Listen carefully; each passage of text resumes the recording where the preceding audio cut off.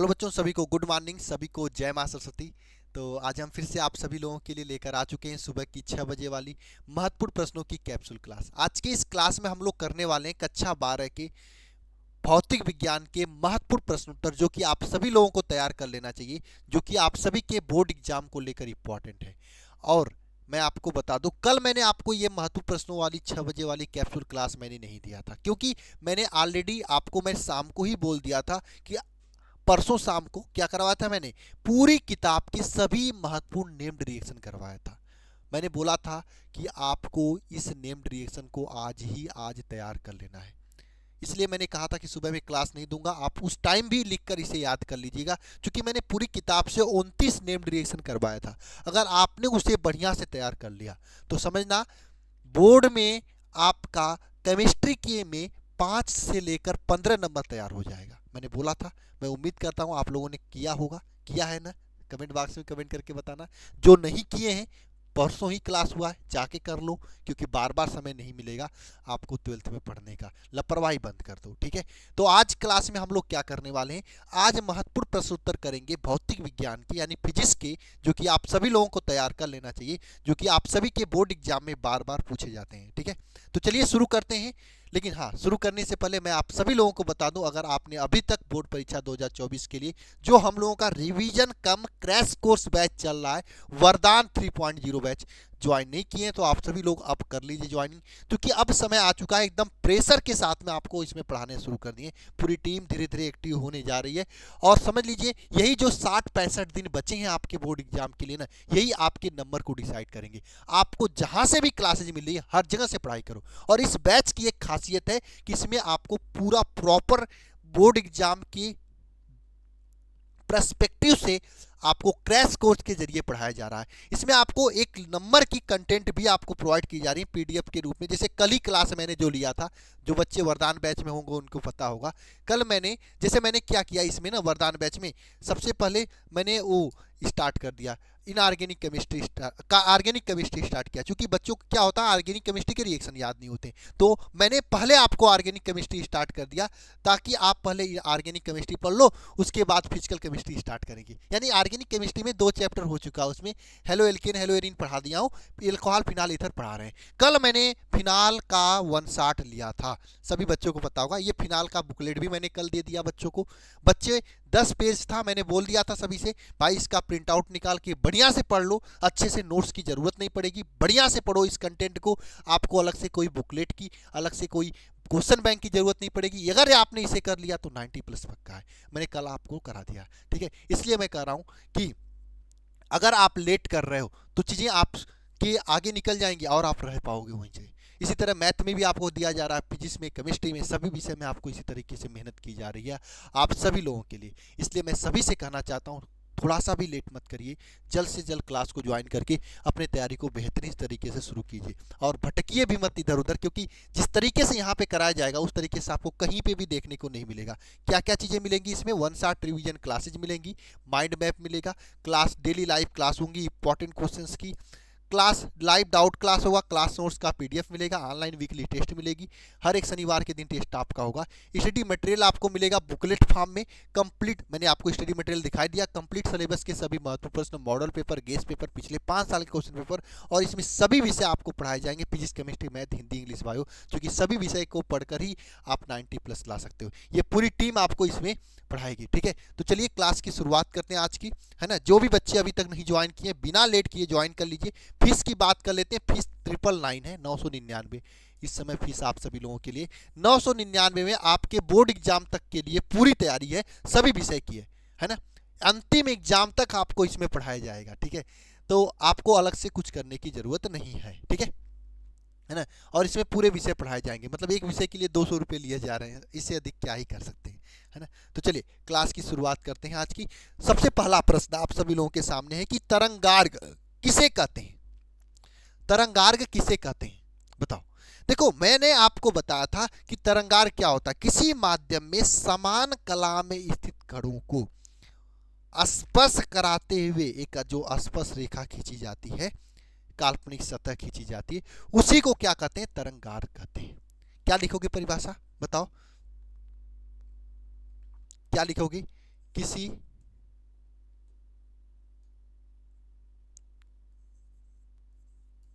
किसी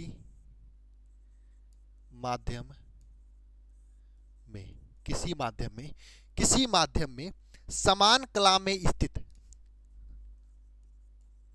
समान कला में स्थित जितने भी समान कला में स्थित कण होते हैं, है ना, जैसे आपके क्लास में जिन बच्चों का नंबर समान आए या जिसकी ऊंचाई समान हो, हाइट समान, देखो मैं आपको एग्जाम्पल से पढ़ाने याद कराने की कोशिश करता हूँ। देखो ये आपकी क्लास है, ये लड़कियां हैं, क्योंकि लड़कियों की ऊंचाई छोटा छोटा होती है, लंबाई तो लड़कियों का होता नहीं है, इसलिए मैं लड़कियों को बनाया हूँ। ठीक है, जितनी भी लड़कियां इस लंबाई की हैं सभी को ऐसे खड़ा करके इसके ऊपर एक स्पर्श रेखा खींच दें। स्पर्श रेखा मतलब एक तार से ऐसे ही सटाते हुए, खोपड़ी को सटाते हुए तार बना दें। तो ये जो स्पर्श रेखा है इसी को तरंगार्घ कहते हैं। बात समझ में आई? ये जो स्पर्श रेखा है इसी को क्या कहते हैं? तरंगार्घ कहते हैं। उसी तरीके से आप, जैसे मैंने क्लास में लड़कियों का एग्जाम्पल लिया, आप उसी तरीके से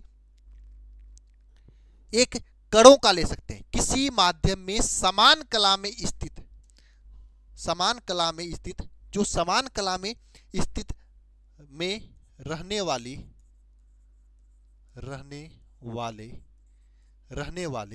समान कला में स्थित रहने वाले कणों को स्पर्श करने वाली काल्पनिक सतह को, कणों को स्पर्श करने वाली काल्पनिक सतह को क्या कहते हैं? को तरंगार्घ कहते हैं। तरंगार्घ कहते हैं। काल्पनिक सतह को क्या कहते हैं? तरंगार्घ कहते हैं। मैंने एग्जाम्पल भी ले लिया। किसी भी माध्यम में, जैसे आपके क्लास में काफी सारी लड़कियां हैं, उसमें से जिन लड़कियों की ऊंचाई समान हो, हाइट समान हो, उनकी सतह पर ऐसे इस तरह से एक लाइन खींच दे। मतलब काल्पनिक लाइन खींचना, ऐसे खींचने जाओगे जो सैंडल निकाल के मार देंगे कि भी खींचना मत क्लास में ऐसे। ठीक है, आप काल्पनिक सतह खींचो, कल्पना करो कि उनके सर के ऊपर से ऐसे लाइन जा रही है ना, सर के ऊपर से, दिमाग तो होता नहीं है, तो सर के ऊपर से, खोपड़ी के ऊपर से, खाली खोपड़ी, जिसमें उनके खाली खोपड़ी में क्या भरा रहता है? घास भूसा भरा होता है ना भाई, तभी तो वो लोग तुरंत गुस्से में आ जाती हैं, है ना, तुरंत खाना छोड़ देती है, फूल जाती है ना, यही है ना। तो उनके सर के ऊपर से इसी काल्पनिक सतह खींच दो तो वह काल्पनिक सतह क्या कहलाता है? तरंगार्घ कहलाता है। तो तरंगार्घ की परिभाषा सभी को याद हो गई, तैयार हो गया कि नहीं? एक बार बताओ कमेंट बॉक्स में कमेंट करके, क्योंकि ये क्लास आपको याद कराने के लिए ही मैं लेता हूं और याद कराने वाली ही क्लास यह है। क्या है बताओ? किसी माध्यम में समान कला में स्थित रहने वाले कणों को स्पर्श करने वाली सतह को क्या कहते हैं? तरंगार्घ कहते हैं। अब समान कला में रहने वाले कणों को स्पर्श करने वाली सतह को क्या कहते हैं? तरंगार्घ कहते हैं। यदि कोई तरंग स्रोत का मतलब जहां से तरंगें उत्पन्न होती है ना, कोई तरंग स्रोत अगर बिंदु आकार का होता है तो उससे निकलने वाली जो तरंगार्घ होती हैं ये कैसा होती है? गोलाकार होती है। इस बात को ध्यान रखना, तरंग स्रोत अगर बिंदु आकार का होता है, बिंदु आकार का तरंग स्रोत होती है, तो इसका तरंगात कैसा होता है? गोलाकार होता है। कैसा होता है? गोलाकार होता है। जैसे आपके सामने ध्यान देना, यहाँ पे एक पॉइंट है ना, इससे ये बिंदु आकार की तरह है ना है, तो इस बिंदु आकार से निकलने वाली तरंगे इसी तरह से सभी दिशा में निकलेंगी। तो समान कला में जो तरंगे होंगी उन्हीं तरंगों पे उपस्थित एक, मैंने इस तरीके से है ना, ऐसे मैंने क्या किया? खींच दिया।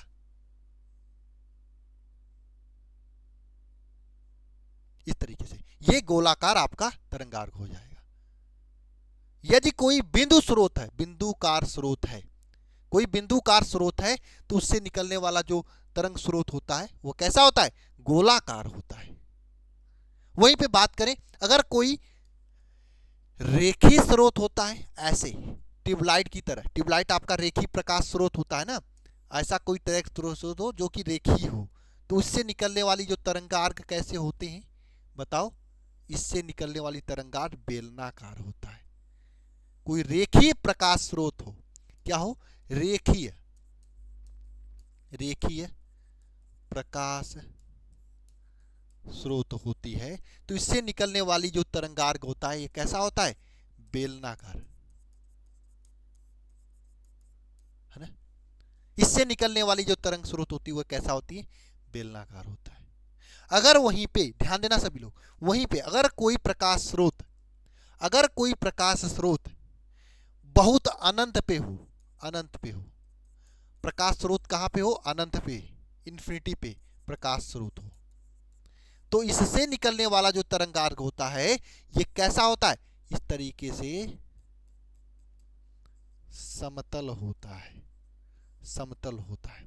इस तीनों पॉइंट को याद रखना, परीक्षा में पूछा जाता है कि बिंदु आकार के प्रकाश स्रोत के तरंगार्ग गोलाकार होता है, रेखी कोई अगर ट्यूबलाइट की तरह के प्रकाश स्रोत हो उसका बेलनाकार होता है तरंगार्ग, और कोई अनंत पे प्रकाश स्रोत होता है तो जैसे अनंत पे आपका क्या है? सूर्य जी है ना, सनलाइट है, तो उसका तरंग स्रोत कैसा होता है?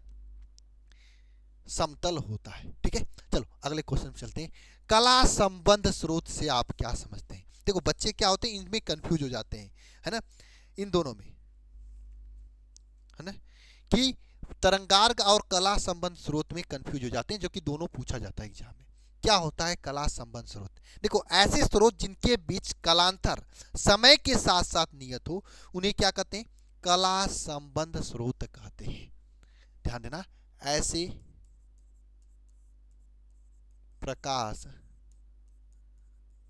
स्रोत जिसका कालांतर क्या हो? समय के साथ क्या हो? नियत हो, नियत हो, कला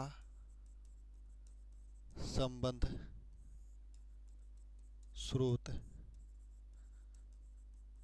कहलाता है, कला संबंध स्रोत कहलाता है। ऐसे प्रकाश स्रोत जिनका कालांतर समय के साथ क्या हो? नियत रहता हो उसे कला संबंध स्रोत कहते हैं।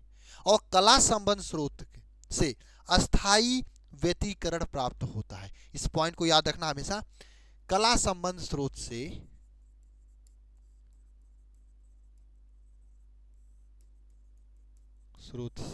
क्या होता है? अस्थाई व्यतिकरण क्या होता है? प्राप्त होता है, प्राप्त होता है, अस्थाई व्यतिकरण प्राप्त होता है। इस पॉइंट को याद रखना, कला संबंध स्रोत से क्या होता है? अस्थाई व्यतिकरण प्राप्त होता है ना। ऐसे प्रकाश स्रोत जिसका कालांतर समय के साथ नियत हो उन्हें क्या कहते हैं? कला संबंध स्रोत कहते हैं।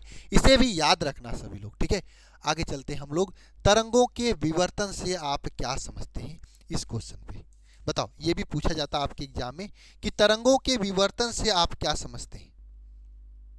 बताओ।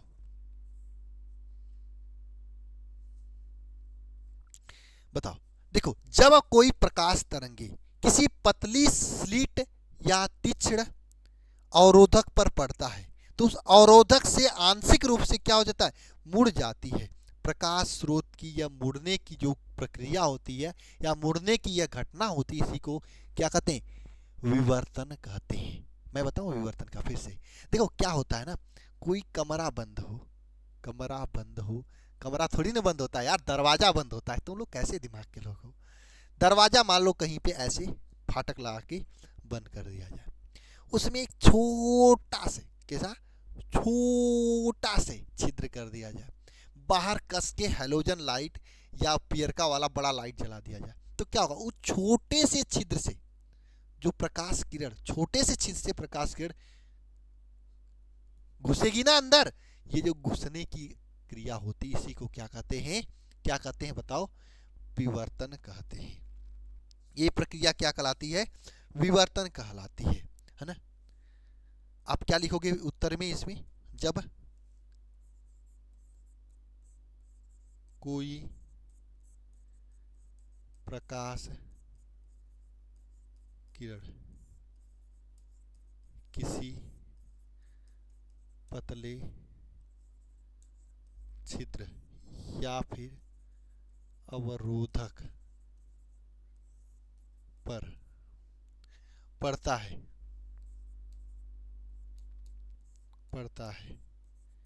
तो क्या होता है, क्या होगा? जब अवरोधक पे पतले छिद्र पे पड़ता है तो उसके किनारों रूप से आंशिक रूप से क्या होता है, मुड़ जाता है। तो उसके किनारों से आंशिक रूप से क्या हो जाता है, मुड़ जाता है, मुड़ जाता है। और यह घटना क्या कहलाता है, विवर्तन कहलाता। यह घटना क्या कहलाता है, विवर्तन कहलाता है। यह घटना क्या कहलाता है, विवर्तन कहलाता है ना? यह घटना क्या कहलाता है, विवर्तन कहलाता है। ठीक है, अगला क्वेश्चन चलते हैं। अगला क्वेश्चन क्या है भाई, विद्युत चुम्बकीय प्रेरण संबंधित लेंज का नियम लिखिए। बताओ, विद्युत चुम्बकीय प्रेरण संबंधित लेंज का नियम क्या होता है? बताओ बताओ, लेंज का नियम क्या होता है जो जिंदगी के लिए भी सही है? जिंदगी में भी यह लेंज का नियम जो है अप्लाई होता है, इतना समझ लो सभी लोग। जो लेंज का नियम होता है वह क्या है? लेंज का नियम, लेंज का नियम यह है कि लेंज का नियम यह कहता है कि क्या कहता है लेंज का नियम? बताओ, किसी परिपथ में प्रेरित विद्युत वाहक बल या प्रेरित धारा की दिशा सदैव ऐसी होती है कि वह उस कारण का विरोध करती है जिसके कारण वह स्वयं उत्पन्न होती है। यह लेंज का नियम कहता है कि किसी परिपथ में प्रेरित धारा या प्रेरित विद्युत वाहक बल की दिशा सदैव ऐसी होती है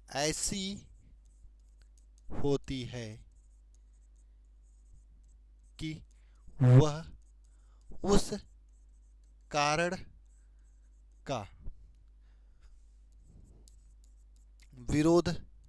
का विरोध करती है जिसके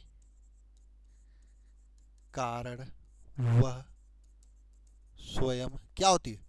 उत्पन्न होती है।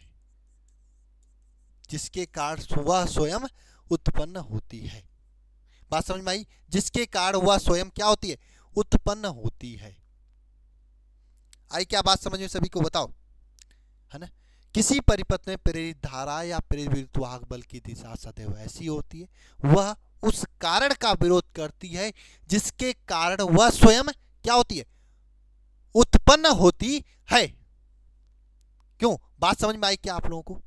सदैव दिशा ऐसी होती है कि वह उस कारण का विरोध करती है जिसके कारण वह स्वयं क्या होती है? उत्पन्न होती है। क्यों भाई, बात समझ में आई क्या? बताओ, आगे चलते हैं।